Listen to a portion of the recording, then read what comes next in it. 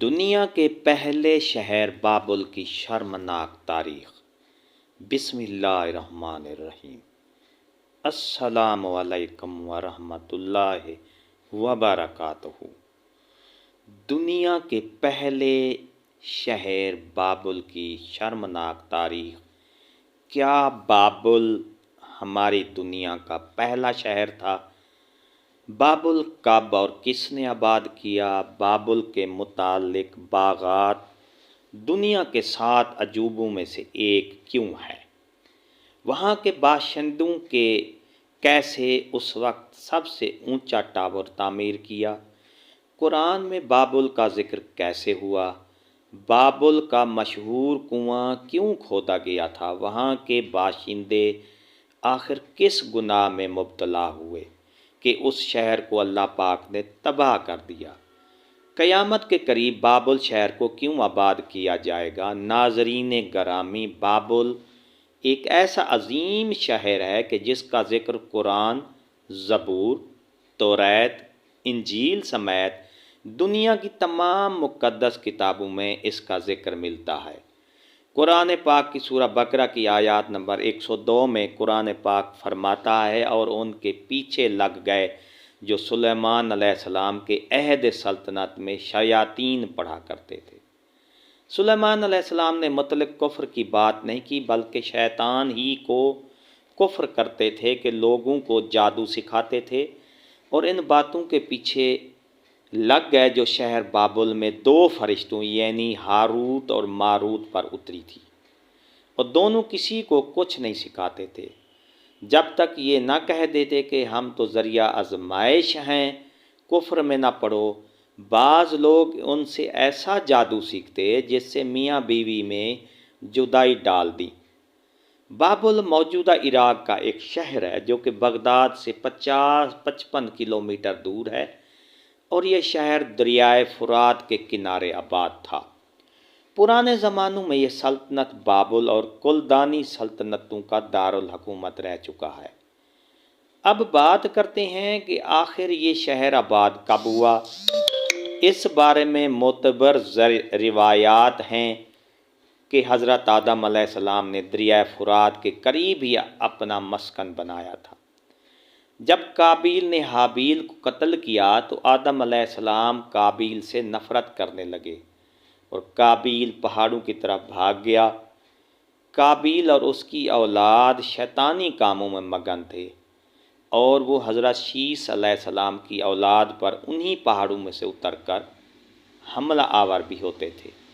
جیسا کہ آپ جانتے ہیں کہ قابیل نے حابیل کو عورت کی وجہ سے قتل کیا۔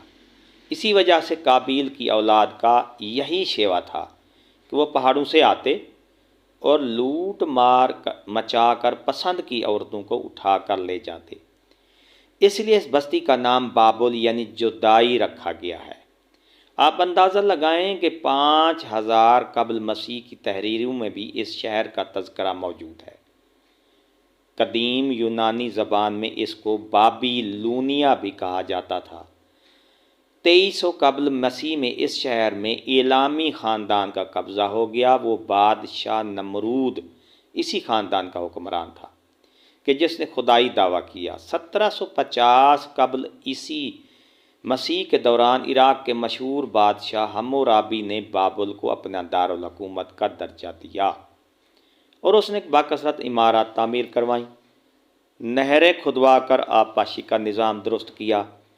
تب ہی سے اس شہر نے ترقی کی منازل طے کرنا شروع کر دی۔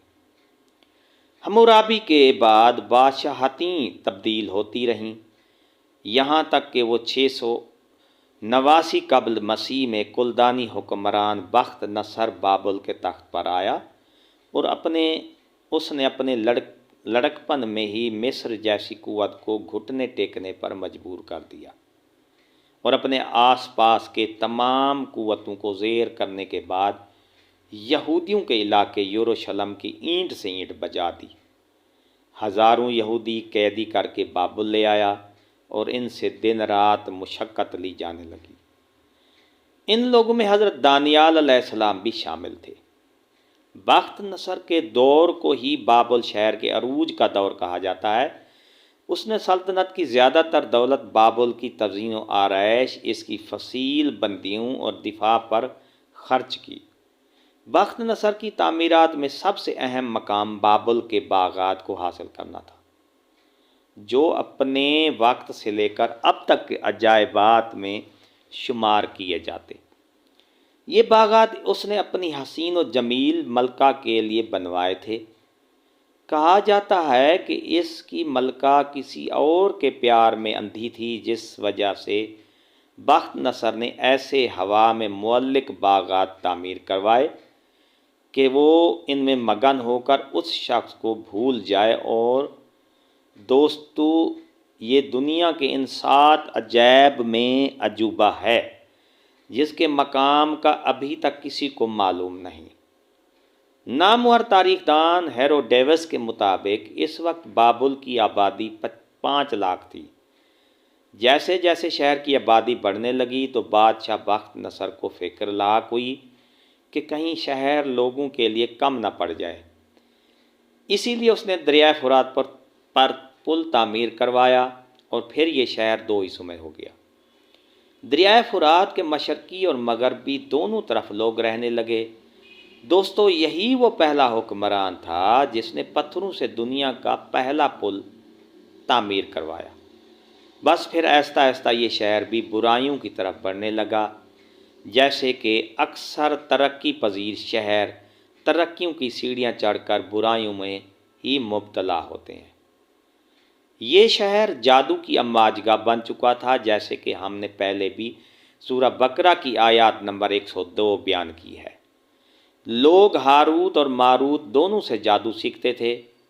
قومی روایات ہیں کہ بابل میں بخت نصر نے ایک ٹاور تعمیر کیا جس کا مقصد صرف یہ تھا کہ وہ اس کے ذریعے سے جادو کر کے آسمانی مخلوق کو اپنے بس میں کرنا چاہتا تھا تاکہ وہ پوری دنیا پر حکمرانی کر سکے۔ اب ہوتا یہ تھا کہ دن بھر یہ لوگ جاگتے رہتے اور جیسے ہی رات ہوتی تو جادوگروں کی اس بستی میں رونق آ جاتی، جن میں ہزاروں بازاری عورتیں برہنہ حالت میں مسافروں اور راہگیروں کی دلگیری کا سامان کرتی۔ بابل کے لوگ بہت بت پرست تھے۔ ان کا سب سے بڑا دیو تابل مردوک کہلاتا۔ عریانیت اور بے حیائی اتنی زیادہ عام تھی کہ دیوتاؤں کے مندر دراصل فحاشی کے مراکز ہوا کرتے، جہاں کنواری لڑکیاں جا کر اپنی دوشیزگی کا عطیہ دیویوں کی نظر کر دیتی۔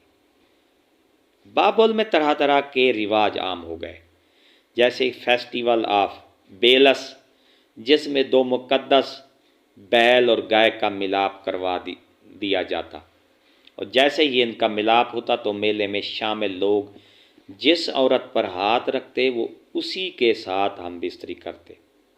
یہ میلہ ہر سال منایا جاتا تھا، لیکن ایک سال ایسا ہوا کہ بخت نصر کی بیٹی بھی وہ میلہ دیکھنے چلی گئی، اور جب ایک مرد نے اس پر ہاتھ رکھ دیا تو پھر اس کے ساتھ بھی زبردستی جنسی خواہشات کو پورا کیا گیا۔ کہتے ہیں جب بخت نصر بادشاہ کو پتہ چلا تو اس نے میلے میں شامل 25,000 کے قریب مردوں اور عورتوں کو قتل کروا دیا، اور اس کے بعد دوبارہ اس میلے کا انعقاد بھی پابندی لگا دی گئی۔ بابل کا ذکر چاہ بابل کے بنا بالکل ادھورا ہے۔ چاہ کنویں کو کہا جاتا ہے۔ اصل میں یہ کنواں زندان کے طور پر استعمال ہوتا تھا، لیکن یہ چاہ بابل مشہور اس لیے ہے کہ توریت کے مطابق اس کنویں میں 2 فرشتے ہاروت اور ماروت قید ہیں کہ جنہوں نے زنا اور قتل کیا تھا۔ دوستو، اس بات میں کتنی حقیقت ہے، ہم جلد ہی اس پر ایک تفصیلی ویڈیو بنائیں گے۔ بخت نصر کے مرنے کے بعد 539 قبل مسیح میں ایران کے بادشاہ سائرس دی گریٹ نے بابل پر قبضہ کر لیا۔ بعد ازاں اسے سکندر اعظم نے ایرانیوں سے چھین لیا، اور سکندر اعظم کے بعد اس شہر کی بربادی کا وقت شروع ہوا۔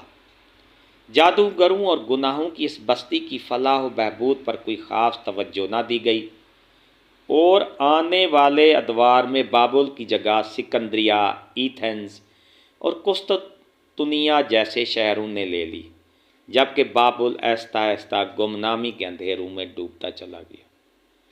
اللہ نے اس بستی کو ایسا گمنام کیا کہ جب عباسیوں کی حکومت آئی تو بابل میں کھنڈرات کے علاوہ کچھ باقی نہ رہا تھا، اور اب بھی بابل میں ڈراؤنے کھنڈرات کے علاوہ کچھ نہیں۔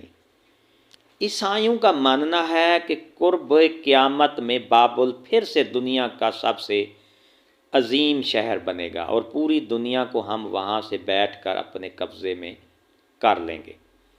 یہی وجہ کہ اکثر عیسائیوں کے پوپ بابل کو آباد کرنے کے لیے عراق سے رابطے میں رہتے ہیں، اور آپ نے یقیناً یہ سن رکھا ہوگا کہ کیونکہ آئے دن بابل کی دوبارہ آباد کاری کی باتیں ٹاک شوز میں ہوتی رہتی ہیں۔ آخر میں اللہ پاک سے دعا کرتے ہیں کہ وہ ہمیں اپنی حفظ و بان میں رکھے، مجھے اور تمام سننے والوں کو بروز قیامت بغیر حساب کے جنت الفردوس میں اعلیٰ مقام عطا فرمائے۔ ڈیئر ناظرین، آج کی ہماری یہ ویڈیو تھی۔ اگر آپ کو یہ ہماری ویڈیو، ہماری کاوش، ہماری محنت پسند آتی ہے تو لائک کیا کریں۔ سبسکرائب کا ریڈ بٹن آپ کے بالکل سامنے ہے، اس کے ساتھ بیل آئیکن کے بٹن کو لازمی پریس کریں گے تاکہ ہماری ویڈیو کا نوٹیفیکیشن جلدی اور آسانی سے آپ کو مل جاتا ہے۔ نئی ویڈیو کے ساتھ پھر حاضر ہوں گے۔ شکریہ، اللہ حافظ۔